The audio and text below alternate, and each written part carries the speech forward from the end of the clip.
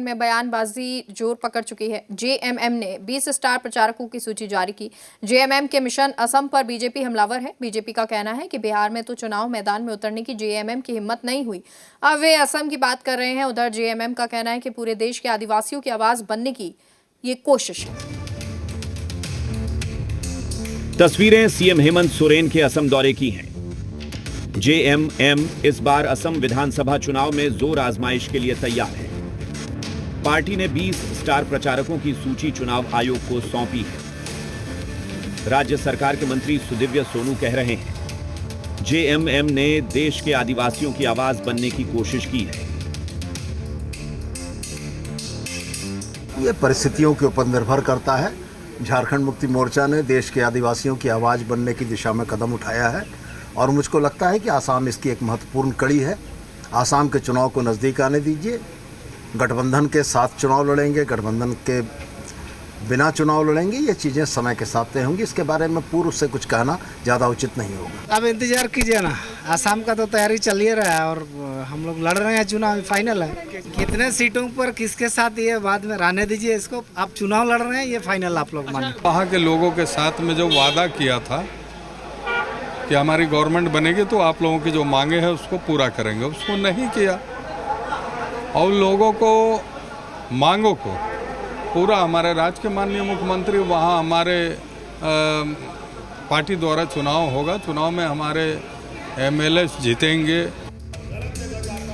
JMM के mission Assam पर BJP ने सवाल खड़े किए हैं।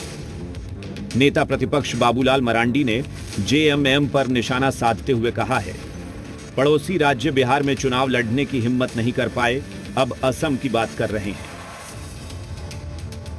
बोले बिहार में तो चुनाव लड़ने की हिम्मत ही नहीं जुटा पाया। अब इनको कितना हिम्मत है देखते हैं, आसाम में कितना लड़ता है, बंगाल में कितना लड़ता है।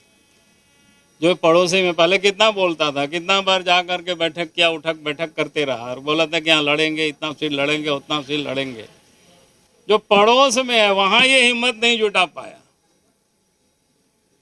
और जुटाएगा तो अच्छी बात है। राजनीतिक पार्टियों को हिम्मत जुटानी चाहिए, लेकिन हिम्मत जुटाएगा हेमंत सोरेन, ऐसा मुझे नहीं लगता। देखिए, झारखंड को पहले मुख्यमंत्री जी संभाले, आसाम संभालने के लिए हेमंत बिस्व शर्मा काफ़ी है, समझे। और आसाम जाकर कोई ये बड़ा अच्छी कार्य नहीं कर पाएंगे।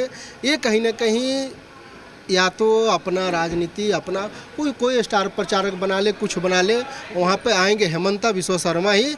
उनको विकास से मतलब नहीं है, उनको मतलब है कि वहाँ पर भी जाएं और अपने सत्ता को कैसे कायम करें। यहाँ झारखंड संभल नहीं रहा है, चलेंगे असम को संभालने के लिए। खुल करके अगर मैं बात करूँ यहाँ पर, तो आज जो है सो यहाँ पर युवाओं के बारे में सोचे ना सरकार। असम के बारे में छोड़ दे, युवाओं के बारे में सोचे। यहाँ पे यहाँ के आदिवासियों के बारे में सोचे, सरकार नहीं सोच रही है।